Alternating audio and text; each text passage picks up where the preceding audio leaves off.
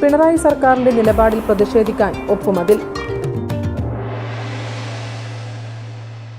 പയ്യന്നൂർ ഒരു കോളേജ് ഉണ്ട്, airborne college of aviation and management studies. വളരെ എനർജറ്റിക് ആയിട്ടുള്ള സ്റ്റുഡൻസും ആണ്, ഫാക്കൽറ്റി മെമ്പേഴ്സും ആണ് ഇവിടെ ഉള്ളത്. ഇങ്ങനത്തെ സ്റ്റുഡൻസിനെ കാണാൻ പണിയാണ്. അപ്പൊ എങ്ങനെയാണ് കാര്യം തുറന്ന് നോക്കിയാലോ? Come on follow. തദ്ദേശ സ്വയംഭരണ സ്ഥാപനങ്ങളുടെ ബജറ്റിൽ സൂചിപ്പിച്ച ഫണ്ട് വിഹിതം പോലും തടഞ്ഞുവച്ച് വികസന പ്രതിസന്ധി സൃഷ്ടിക്കുന്ന പിണറായി സർക്കാരിന്റെ നിലപാടിൽ പ്രതിഷേധിക്കാൻ മുസ്ലിം ലീഗിന്റെ കീഴിലുള്ള ലോക്കൽ ഗവൺമെന്റ് മെമ്പേഴ്സ് ലീഗ് സംസ്ഥാനത്തുടനീളം പ്രതിഷേധം സംഘടിപ്പിച്ചു. ഇതിന്റെ ഭാഗമായി തൃക്കരിപ്പൂർ ഗ്രാമപഞ്ചായത്തിന് മുൻപിൽ സ്ഥാപിച്ച ഒപ്പുമതിലിന്റെ ഉദ്ഘാടനം മുസ്ലിം ലീഗ് ജില്ലാ സെക്രട്ടറി AGC ബഷീർ നിർവഹിച്ചു. ചടങ്ങിൽ LGML ജില്ലാ പ്രസിഡന്റ് VK ബാവ അധ്യക്ഷം വഹിച്ചു. അതുകൊണ്ട് തന്നെ ഏത് കാലത്തും വികേന്ദ്രീകരണ ആസൂത്രണ രംഗത്ത് മുസ്ലിം ലീഗ് പുറകോട്ട് പോയിട്ടില്ല. പക്ഷെ ഞങ്ങളിപ്പോൾ പറയുന്നത് ചരിത്രത്തിൽ ആദ്യമായി 96-ന് ശേഷം ഈ 2024 വരെ മാറി വന്ന സർക്കാരുകൾ, ആ സർക്കാരുകൾ ഇന്നേ വരെ പഞ്ചായത്തിനുള്ള ഫണ്ടുകൾ ഒരിക്കലും വെട്ടിച്ചുരുക്കിയിട്ടില്ല. 2023-24 വർഷം അനുവദിക്കാതിരുന്ന മെയിൻ്റനൻസ് ഗ്രാന്റിലെ 1215 കോടിയും ജനറൽ പർപ്പസ് ഗ്രാന്റിലെ 557 കോടിയും പ്രത്യേക വിഹിതമായി അനുവദിക്കുക.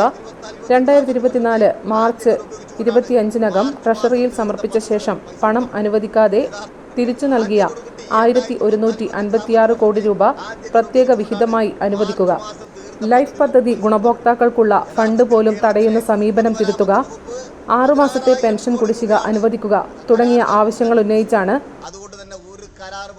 ഒപ്പുമതിലിൽ ഒപ്പുചാർത്തി പ്രതിഷേധിച്ചത്. Panchayat Muslim League secretary VV Abdulla Haji, standing committee chairman Hashim Karolam, M Sauda, block panchayat മെമ്പർമാരായ TS നജീബ്, VPP ഷുഹൈബ്, മുസ്ലിം ലീഗ് നേതാക്കളായ OT Ahammed Haji, TP Ahammed Haji, PKM Kutty, UP Razak, മെമ്പർമാരായ M Abdul Shukkur, E Sasidharan, Sajida Safarulla, KM Farida, VP Suneera എന്നിവർ പങ്കെടുത്തു.